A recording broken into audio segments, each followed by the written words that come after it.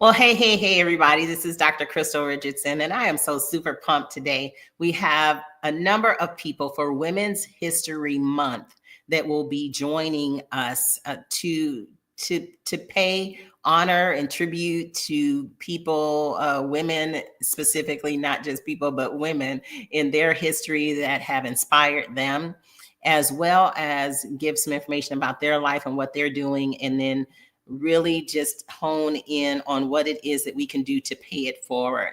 So without further ado, I'm going to bring up our guest for this particular segment, none other than the Carla Hooks. She's talked about hearing about me. I've heard about her as well. So we're just going to have a really, really great time. Hopefully you all are ready for this. Here we go.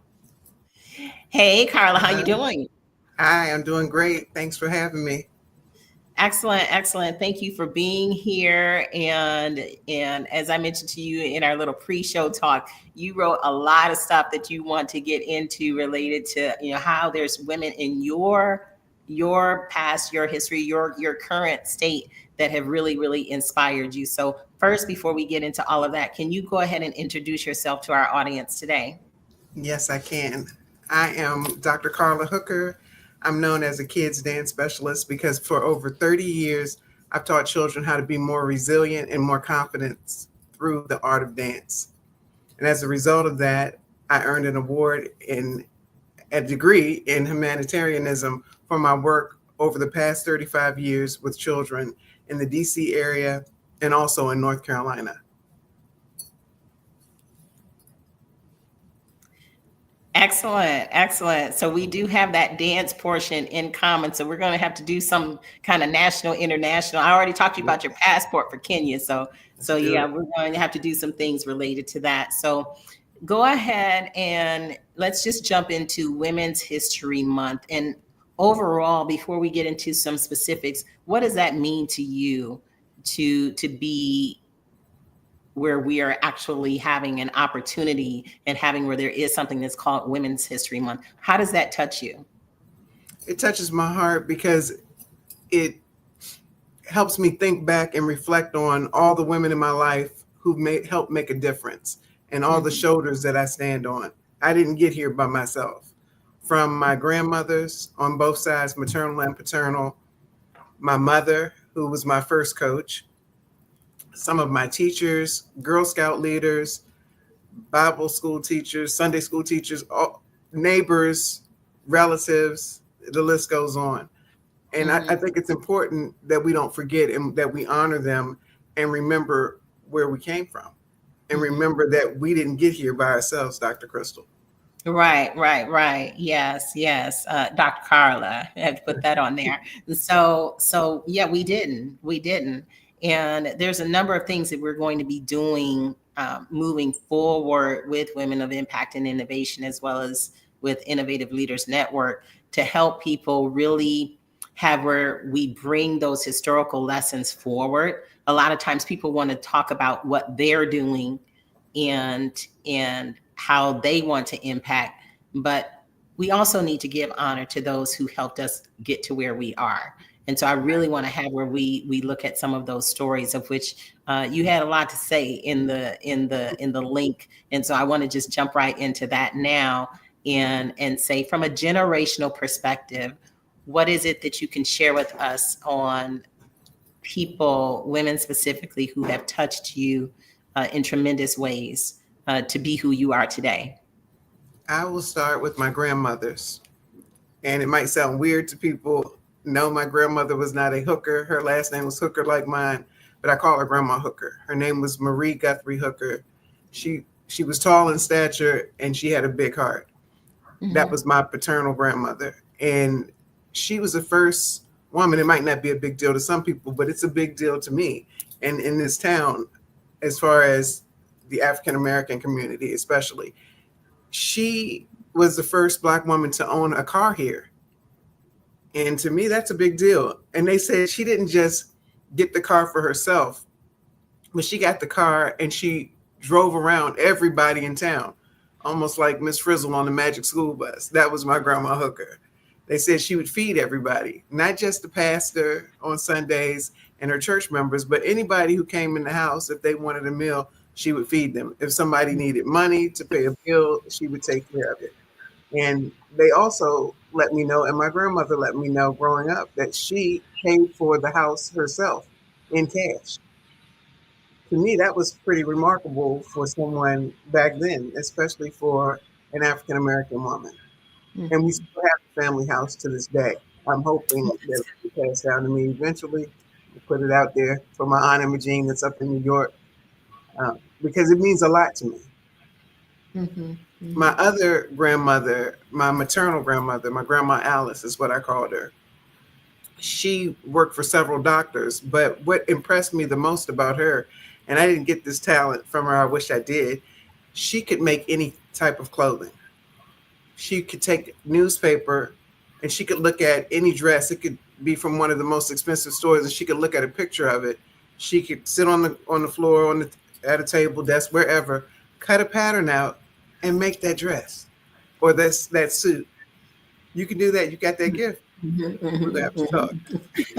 But that, to me, that's very impressive for her to do that. And both of them, with all that they did, they both were working women back then, which I thought, to me, that's very impressive. And I think that's what gives me a lot of my work ethic, both of my grandmothers and my mother. But they had a lot of children. My grandma Hooker had 13 kids.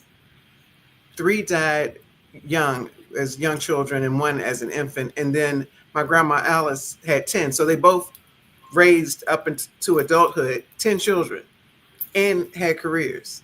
So okay, wait a minute. Let's just wait a minute. Let's just stop right there. Oh my goodness. Oh my goodness. And when I was pointing at myself, I can't make suits. I don't make suits, but I do make all different kind of dresses and whatnot. But 13, we're going to count all of them. Okay, we'll count all. Yeah. 13 and 10. Yes. Oh my goodness! I have 1. Were there any twins or triplets or quadruplets in there? Oh, there were. Okay. On Grandma Hooker's side, my uncles, my youngest uncles, Ronald and Donald, were the babies. They're twins, fraternal twins, and then there were a set of triplets, but only one is still surviving. That went into his teen years. The other 2 passed away. And that's my Uncle Winford was a triplet. My grandma made sure, both of them made sure I knew the order and the history, and as much history with them and raising children as possible. Now I only have 1 because that scared me. Well, at least you had the 1. At least you had the 1. But we need to give honor to them because that's a lot. That's a lot. Yes. You know, when I had 1, I'm like, oh, but Jesus, I'm never doing that again. And then 22 months later, I did end up having 2. So I have 2 girls. They're 22 months apart. But that first one and the second one just like popped right out. But that first one threw me for a loop, like serious. Didn't want to come out. And it was like, I don't know how many hours, 16 hours or something of ridiculousness of the labor and whatnot. I'm like, oh no, we're not doing this again. Like, how do women do that? She did it, although they both did it so many times. So first of all, I just want to just give honor to them for doing that, because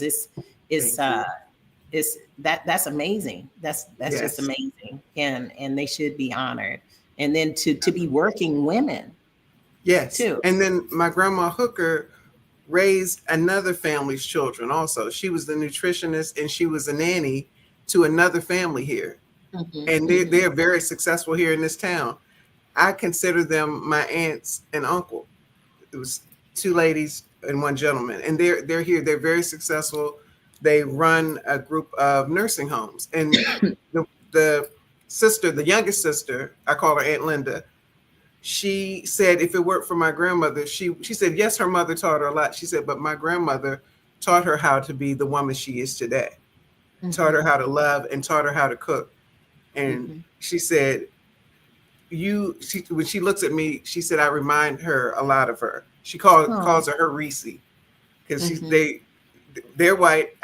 My grandmother was African American or Black, and they just loved the color of her skin. So when they were children, they said her skin reminded them of a Reese cup. So they called her their Reese. She was at every family vacation. She traveled with them. She still helped run the nursing home she cooked all the food there, and then she came home and took care of all those kids. So to me, that's remarkable. Hmm. Wow. Wow. That's awesome. And I love stories like that where, everybody's family. Yes. Everybody's family.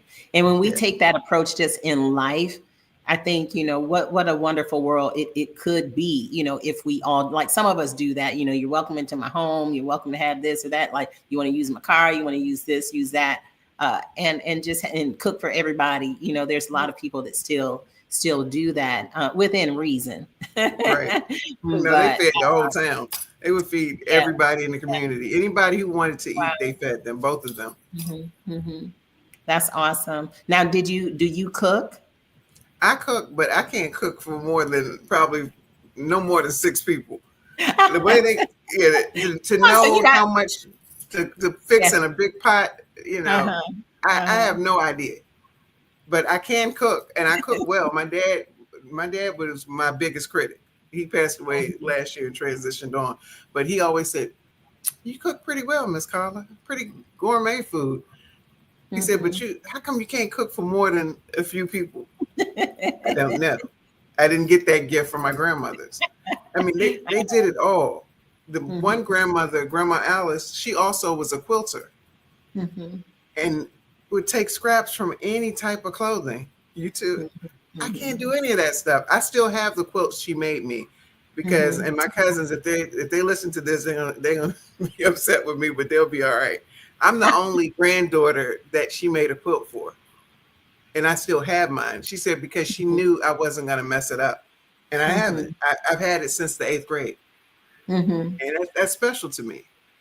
And nobody else has one but me. She would also make biscuits for me, and I would be the only grandkid. She would make them for all of us to eat, but I took mine back to DC and Maryland with me.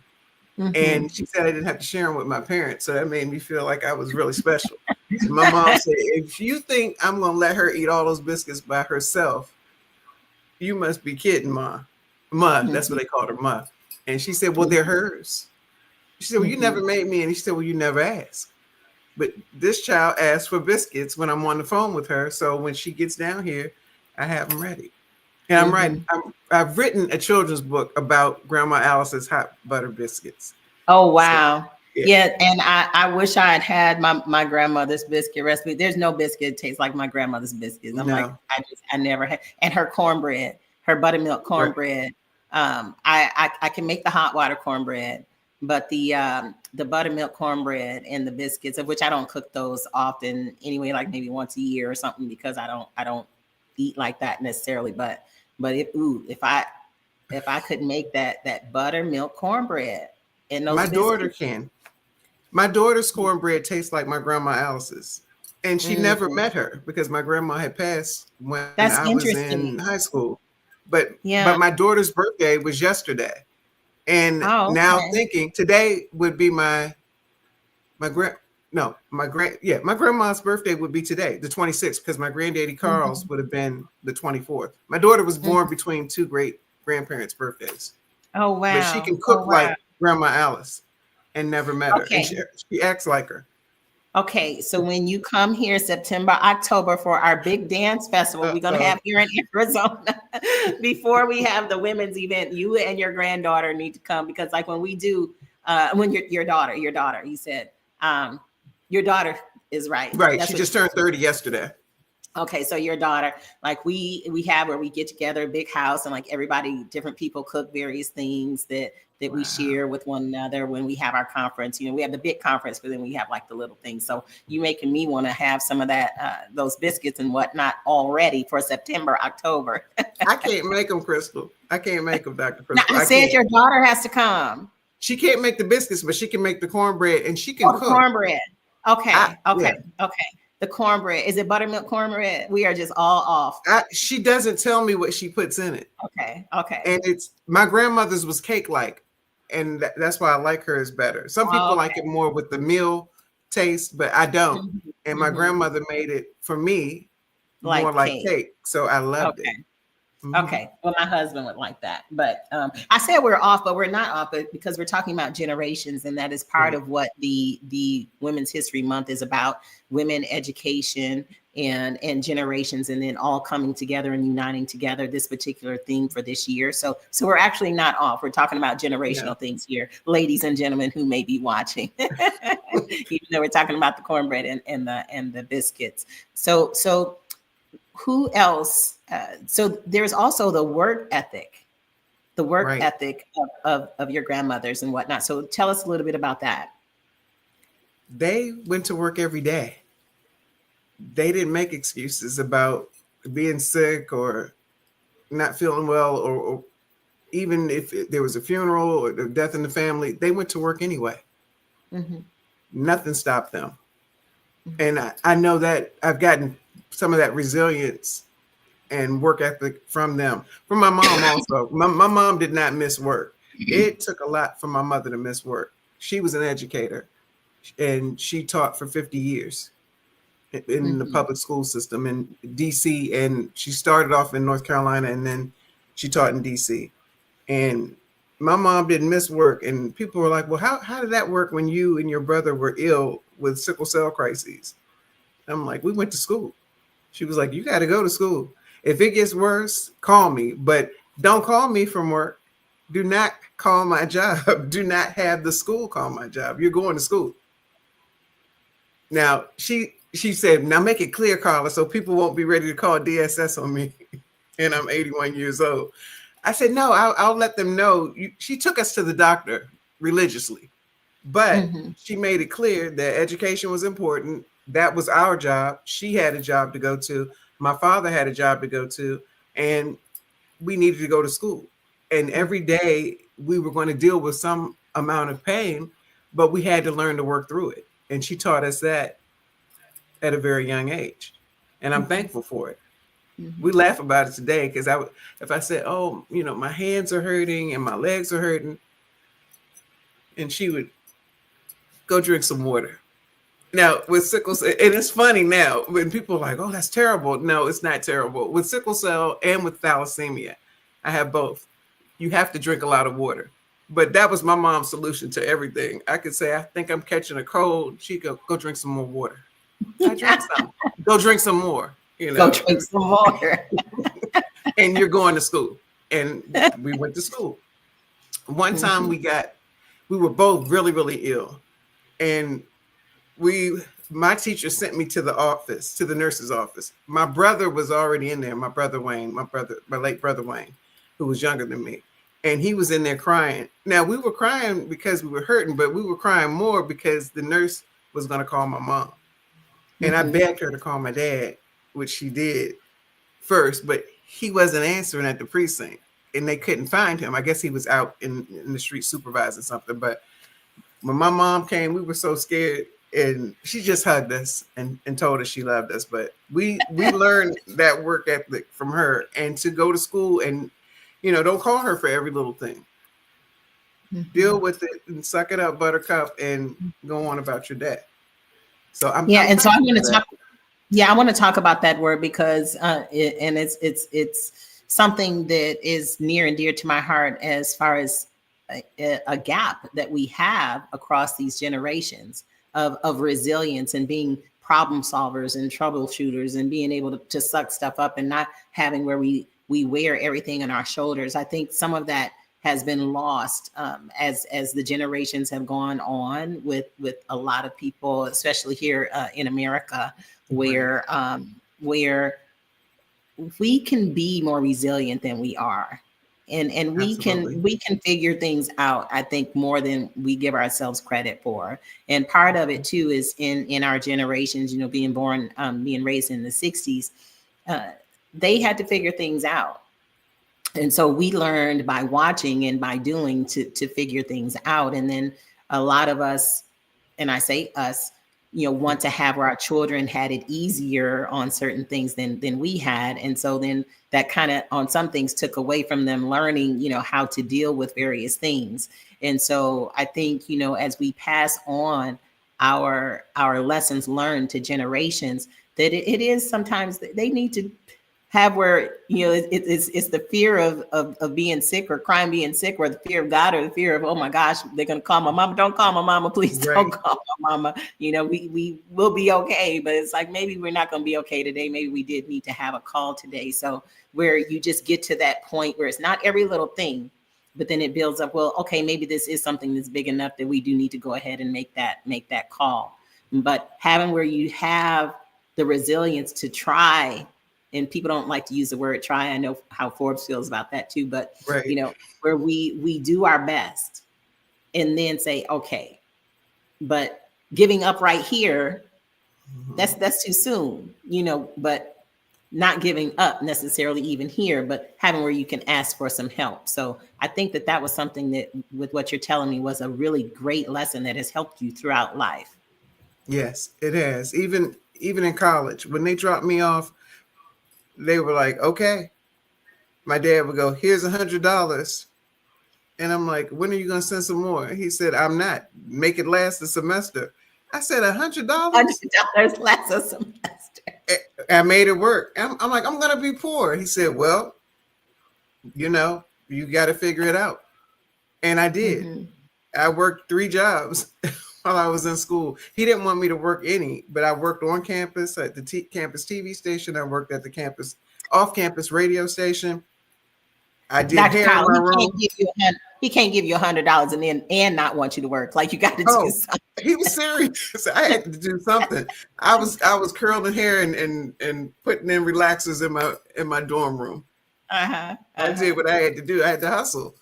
Yeah. And yeah. But I'm saying he gave you $100, but then telling you not to work. Yeah, like, you have to do something. Your focus needs to be on school. That's what he said. I'm like, but I don't have any money. What do you need money for? All you need is 2 pair of jeans, 3 t-shirts, and a pair of tennis shoes, and you'll be okay. I'm like, what? No. Right. Of course I had more than that, because my mom was not going to let me go to school like that. But I learned how to survive off of $100 a semester. Now, when my daughter went to school, he was giving her that a week and then some, but made me live off of that a semester. So I agree. Yeah, it's different for the grands. It's different for the grands. You know that. We have some people saying hello and talking about family. That's Angel, good to see you, and Pastor Brandon, good to see you as well. And so resilience is key. And so as we talk about, as we get ready to end here, let's talk a little bit about the educational portion of the theme for this year. And it talks about, you know, women educating and inspiring generations. And so how important has education been in your life? You already talked about as a child and growing up and doing the different things that you've done, and you've been honored, you know, humanitarian awards and various things. What can you say about the importance of education? In the words of my granddaddy Andrew, even though I know this is about women, but granddaddy Andrew always said, education is one thing no one can ever take away from you. He said, you can lose a whole lot of things. You can lose your house, you can lose your job, you can lose a car. But he said, your education, no one can take from you. And it's been very important with dance, with teaching children dance, teaching them, not just me on my own, but within the public school system, with me working with Dance Theater of Harlem, when I met Arthur Mitchell, when I taught at the Dance Institute of Washington with my late friend Fabian Barnes. All of that education has been important, a very important part of my life. My mom made us read, not just the book that the teacher assigned that week at school and do a book report on that, you know, and turn my work in, but she made us do extra. And I was like, you're not my teacher. And she was like, what'd you say? You're going to do some extra. Now read another book. But it was important. And my babysitter, we watched very, very little TV, because it was important for everybody who was in my mom's circle, from my babysitters to my Girl Scout leaders, for us to learn and know as much as we could about everything. And I'm thankful for it now. I used to think she was the meanest mom in the world. And I used to think some of them were kind of mean, making us listen to Black History albums while other kids were outside playing and jumping rope. They said, you can do that later. You got the rest of your life to jump rope and play, but you need to listen to this. Right. Mhm. That's probably why I'm a big 4-year-old now. But they instilled it in us, the importance of education. My grandparents did. And even with me playing musical instruments, I used to think, I loved it at first because I thought playing the flute was pretty. I probably could have been like Lizzo if I had kept playing. But when I got to college, I was like, I'm not doing this anymore. She can't make me now because she's not down here. But I did continue playing the bassoon for a while. And Mhm. that was important. And my mother believed once you start something, you carry it all the way through. And like I said, the instruments were still part of being educated because you never know. And I've still used that education with it through this part of my life. When you meet someone else who plays the bassoon, Dr. Crystal, there's an automatic instant connection because that's a very small, refined niche. It And I've run is. It into is. I was people and clarinet and yeah, piano, yeah. So but you not understand bassoon. about Bassoon is just bassoon. Yeah, they're what like, you play the who's the bassoon? weird Yeah. kid with the weird instrument that's sticking up with the thing with the vocal. They just say the metal thing sticking out. But I'm just thankful for all of it because I've been able to connect with people. Even a doctor I met at a concert in Pinehurst. He said, "Are you enjoying the concert?" I said, "Yeah, the jazz was really nice." I said, "It reminds me when I played instruments back in school." He was like, "Oh, what'd you play?" I said, "Well, I played flute and I also played another instrument."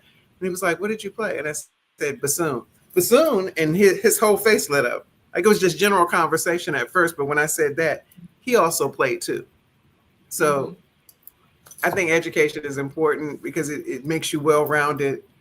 And it's something like, again, like my granddaddy Andrew said, that you take with you for the rest of your life. No one can Right. take that away from you. Right. Right. Excellent. And so, as we end today, I want you to, I'm going to put you on the screen by yourself to just give some words of inspiration. That's the last part of the actual theme. The Okay. national theme is related to inspiration. So anything that you can say to help women know that they are seen, loved, heard, and even though, there's a lot of things that happen in our life, we can look back at some of these moments and move forward just by having strength from one another, because that's the first part is about us uniting together for one another. So go ahead and give whatever words you like related to that. Okay. Thank you. I just want to say, no matter what you're going through, remember that there are other women out here who have gone through the exact same thing. Don't stay to yourself. Reach out. There are women out here who will love on you, who will hear you, who will comfort you, who will help give you guidance and mentor you. Every woman out here is not somebody who is ready to catfight and argue with you. Know that what you have within you and whatever that you're going through is meant to grow you and make you a stronger person. It's developing you. So don't try to run from it. Run to it and run through it. And just don't ever forget to reach out. There's help out here. We're out here. You can reach out to me. You can reach out to Dr. Crystal. There's someone in your community or in your family that you can reach out to. Thank you.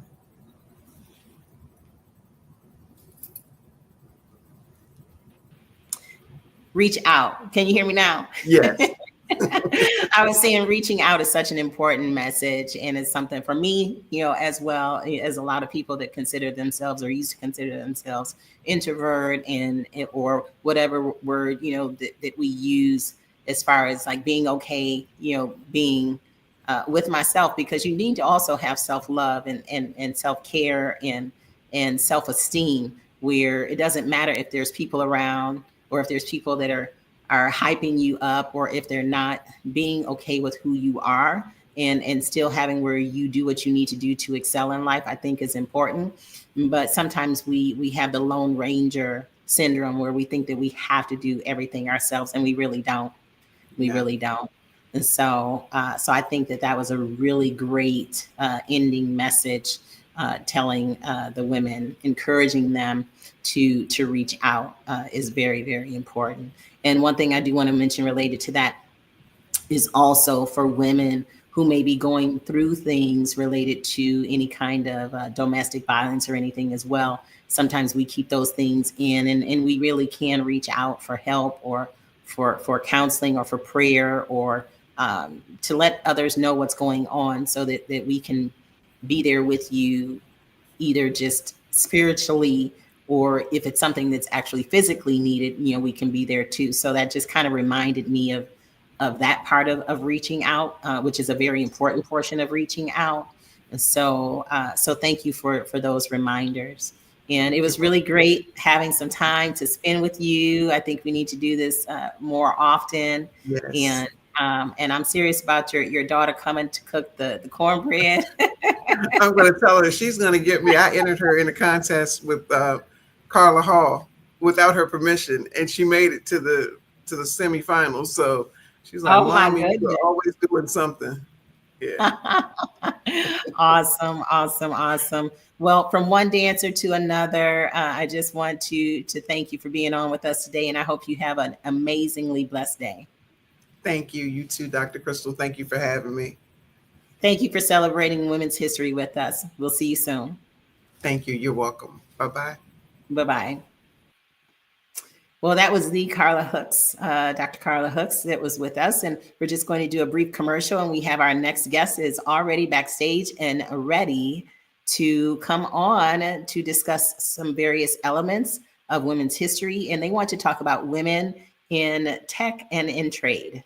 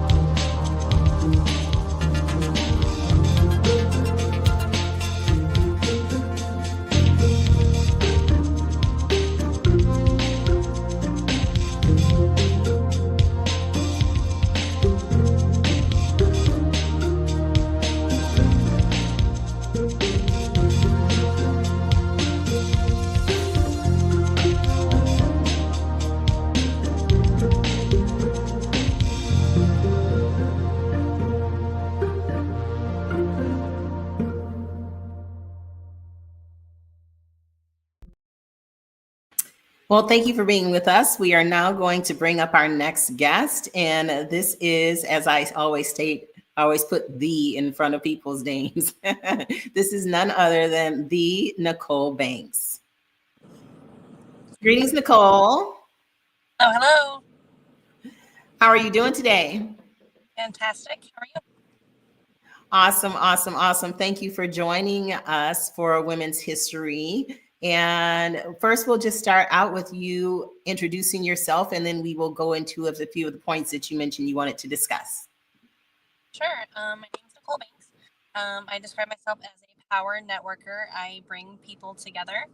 I work with a lot of different networking groups and companies to help with business development.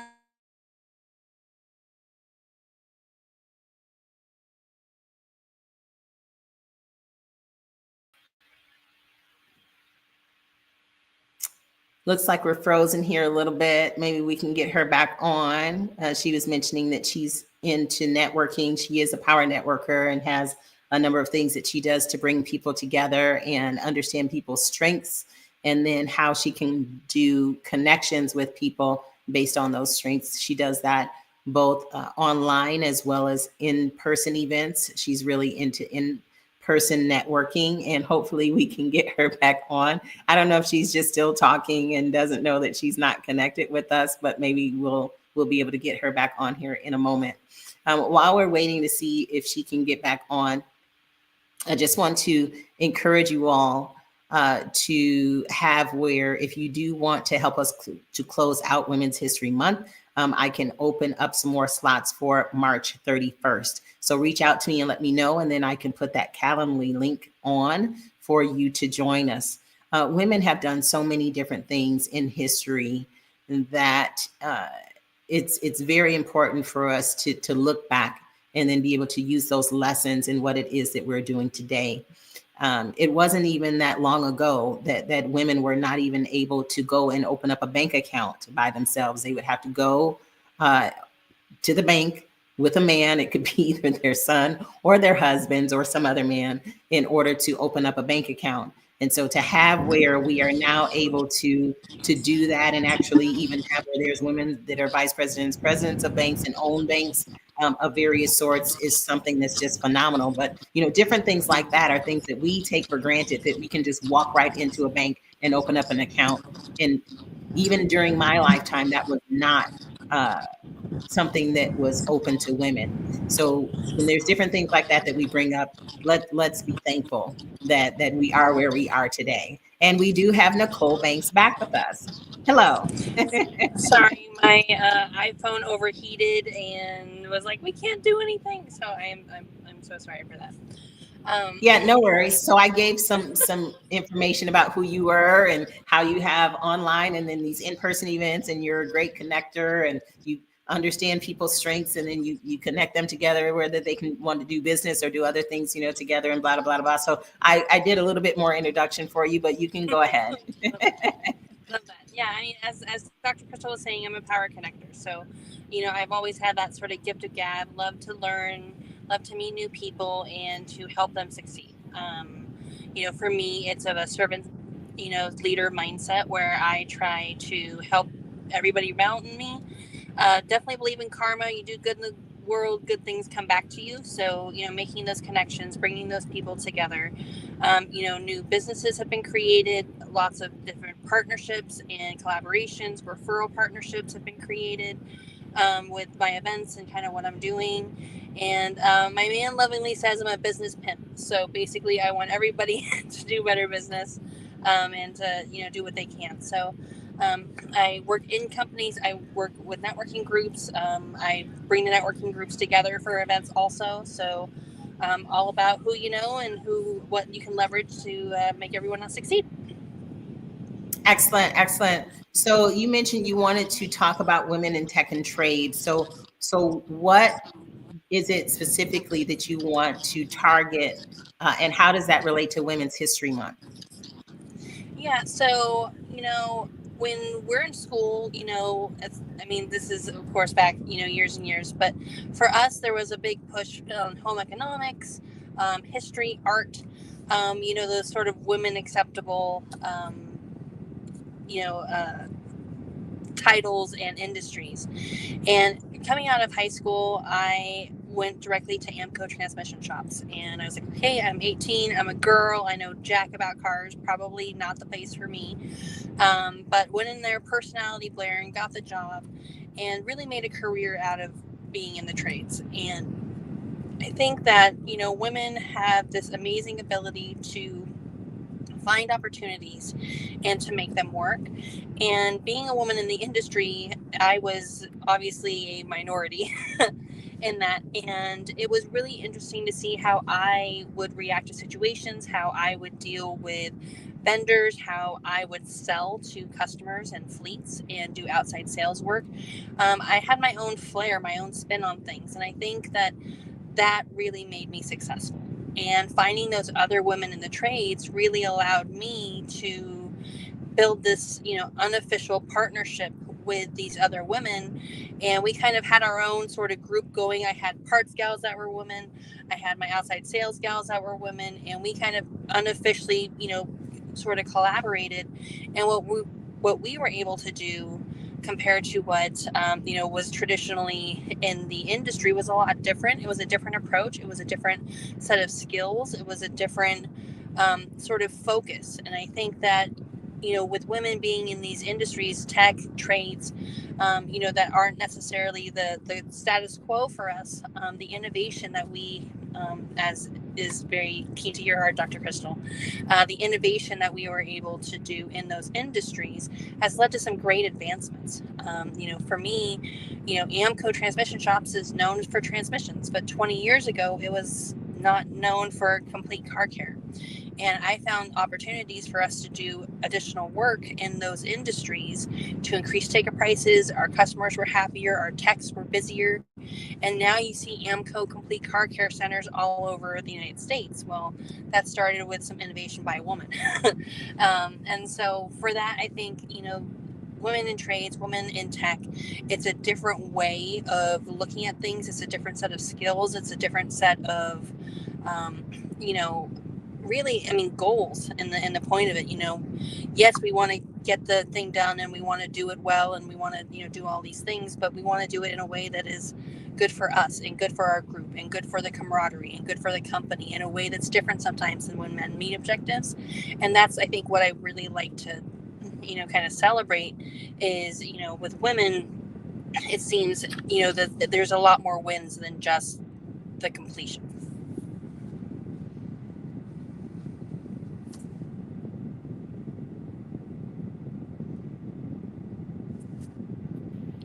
The different things that women have helped to create and have actually invented in history stems across multiple industries that sometimes people don't even realize and think. I think there's various movies that come out now where there's women that have helped to create things and have invented things that you would never think that they would have, especially because back in the 20s, 30s, 40s, 50s, even 60s, it wasn't something that they really wanted to give women credit for on various things back then. So to be where we are now, where we can more readily get credit for it, and have avenues of understanding trademarks, patents, and copyrights and all of that, and have people surround us. And even like you said, in networking events, you can meet someone that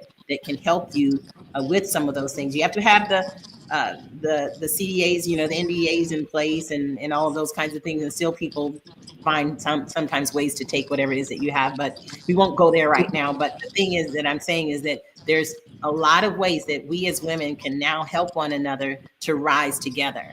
And it's nothing against men, but women so long have had also times where I think our last guest talked about, no, it's not where women are wanting to talk about you or tear you down or whatever. There's a lot more of us out there that really want to join together and to lift one another up.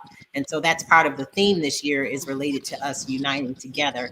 And that's a lot of what you are about in all of what you do. And I just want to say that, to everyone, this is something that Nicole does very well. And so, if you do see anything on her post related to various networking events, you might want to go in there and be a part of those, because of how she's able to orchestrate these connections and relationships.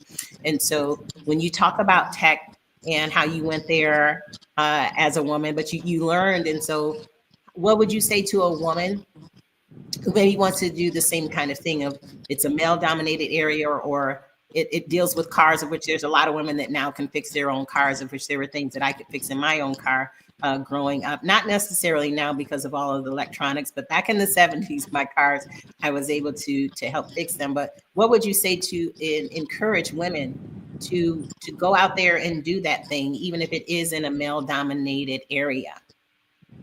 Yeah, back, when I was 18, and I went in and said, okay, well, I'm going to have to tell guys 3 times my age where to go, when it needed to be done, and how it needed to be done. The learning curve was insane. But what I will say is the innovation that I was able to bring into that industry has literally changed it. And you won't know your impact unless you do it. And when it comes to a woman in a male-dominated field, you have a fresh perspective. You have different skills. You have a different viewpoint. You have different things that you're going through in and out of your work environment that can lead to wisdom and, decision-making skills and abilities that may not be the status quo. And, just because it's male dominated doesn't mean that that's right. Doesn't mean that that's how it's supposed to be. When you talk about, like Marie Curie all the way back in the day and what she was able to do and the whole bit, I mean, science at that point was a male dominated. It's no longer. There's more women scientists now than men. There's more women graduating medical school now than men. There's more women in STEM than ever before. So just because Marie Curie was one of the first in this male dominated field, look at what's happened with her dipping her toe in. And if you can be that beginning person, that inspiration, look at what Marie Curie, if she was able to pop up now and look at all these women scientists, how great she would have felt, how empowered and all of those things, and made her whole life and death and radiation poisoning worth it, for what she was able to, to produce. And so I think just because something's male dominated doesn't mean that that's how it's supposed to be. It's just how it's been. And the abilities, the experiences can make you more well-rounded, can make you a better communicator, can work on your own sort of personal development and professional development. And I mean, in the whole scheme of things, working with men and working with women is a little different. And so you're going to get a lot more of those skills that if you go into a different industry or you go into a different position, you have that experience behind you. I 1000% would recommend any person to go into any industry, whether it's a man going into a woman dominated, a woman going into a men dominated. I think that just because that's how it's been doesn't necessarily mean that's how it should be. And that there's a lot of, viewpoints on both sides of things that could help us all better succeed. Yeah. And even with what I do, and back in, I guess that would be the 90s, going into engineering. And now what I do, engineering, genetic research and automation, software, AI and whatnot, those were all like male dominated fields. And in school, there were more guys that were in our engineering institute, our little side club that we had than women. So the women that were in engineering, we gravitated together to study together and whatnot too, but there wasn't that many women. And then even on the different internships and whatnot, again, not a lot of women, and definitely not minority women. And so when we think about that and where we are now, yes, there's a lot more women doing a lot more, and we are on some areas having where there's now more women that are involved than men. And so I think that that's something that's phenomenal. And just looking back in history, some of the things that were invented, we hear a lot about some of the same things over and over, but I want to even bring up like the first security system. One of the first security systems was invented by a woman. And we think about solar. There was the first solar powered home was invented by a woman. Retractable dog leash was invented by a woman, and dishwasher, by women. So that's something that's in the home. But there's a lot of things, ladies, and I talk about that all the time because part of what I do is related to creativity and innovation. Is if there's something that's not working well or not working at all, or you don't have in your home, look around and you might actually be the person that needs to be the one to actually invent that and get it out into the world. Or even if it is something that's here, make it better. And depending on how much better you make it, you can have where you trademark, you can patent that as well, based on it being an enhancement. So we have done a lot in a lot of areas in history that it's now time for us to continue that by looking around to see what is it that we can do, not to just do and use what's already here, but what is it that we can create? What is it that we can invent? So the fact that you wanted to have where we focus on trade as part of what you wanted to talk about today, I think was really great. And it should hopefully, I pray, inspire some women to just maybe even think about what it is that they could do. So in your networking events, what's something that you can share with us as we get ready to close here in a few moments? What is it that you can share with us about women versus men in these networking events? Are the women more go-getters, or are they really into having where they want to network with the other women, or do they just want to network with everyone, or do they gravitate to one another? What are some of the scenarios that you've seen, and maybe how do you try to facilitate women taking a larger role in these network events? Yeah. So one thing I've noticed is in mixer sort of networking environment, it can be hard for women and it can be hard for Nicole, we yes. can hardly hear you. It's going in and out. So I don't know if you Okay, need to is get that better? closer or something. I don't know. Is that better? Yes. Okay. Yeah, so in mixer type of environments, it's hard for women to initiate conversations. And two, I mean this lovingly, it's hard for them not to be hit on. It's a more social sort of networking environment, and it's not necessarily business focused. And so, in that, there can be some challenges for women. The other thing is too is that that sort of stutter stop. Do I enter a conversation? Do I not? Do I is this the time? Is this not? It can be stressful, especially for women who are more lone wolves or introverts. It can be difficult to have that sort of environment.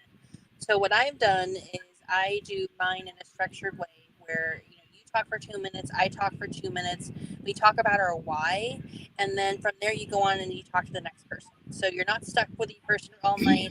You go and do that. The other thing is that I have events that are focused and collaborate with different networking groups. One of the groups I work with is Arizona Women Networking and American Women Networking.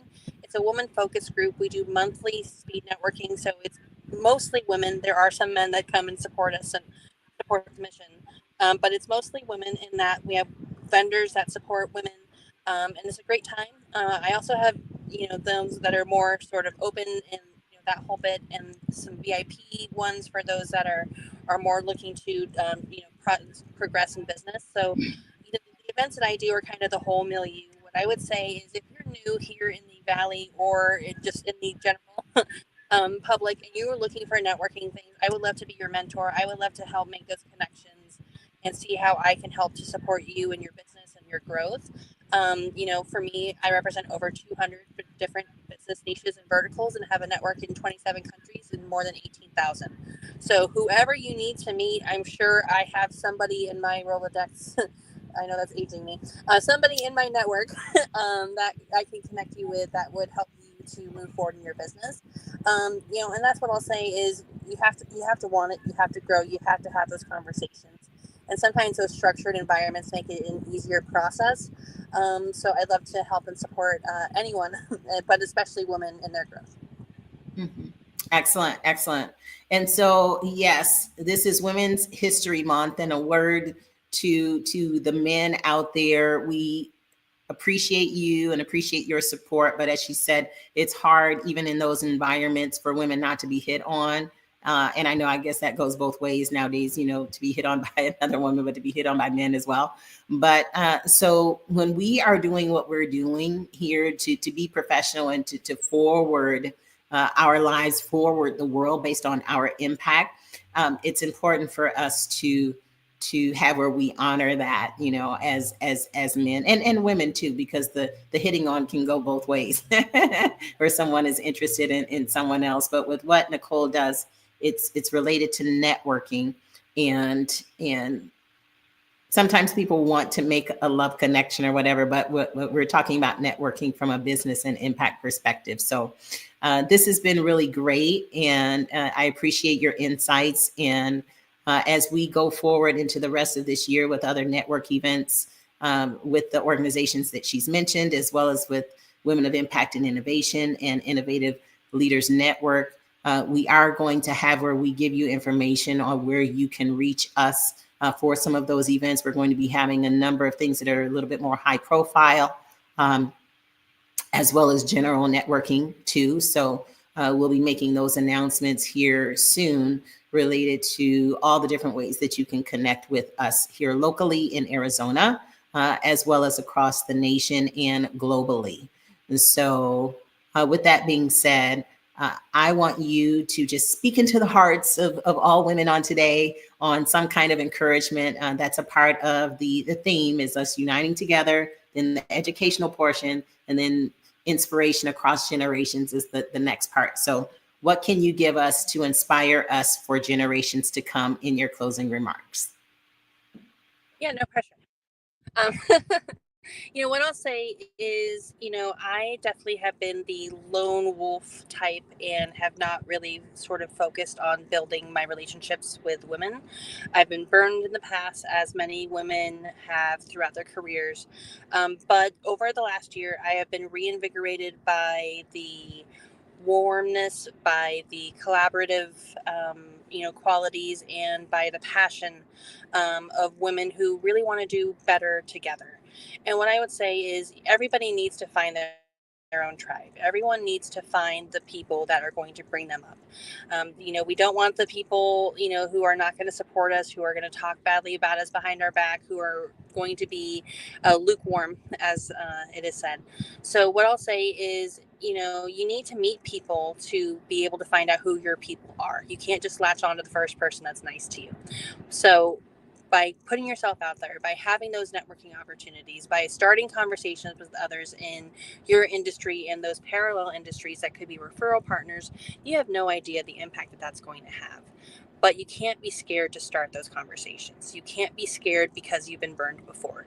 You have to have that optimism, that ability to look forward and what your life is going to be like. It will be much easier and accomplished much faster and usually more effectively if you have the right people next to you. So while it may be hard to initiate those conversations or something that you're not comfortable with, you got to do it. And you need to keep doing it. And you need to keep finding those people that are going to be your cheerleaders, that are going to be your referral partners, that are going to be your business partners, that are going to be your friends or your business friends. So what I will say is always start the conversation and don't be scared. And if you need help, let me. And if you need help, let me know. And if you want to come to one of my network events, let me know. Yeah. All of that. Yeah. So that was really great, because being optimistic is good. It's very important. You've been burned before. Don't let that hamper and hinder what you are doing moving forward. All great stuff, because we all have been. And so it's, again, goes back to that resilience factor that we talk about a lot. So appreciate you being on today and celebrating Women's History Month with us.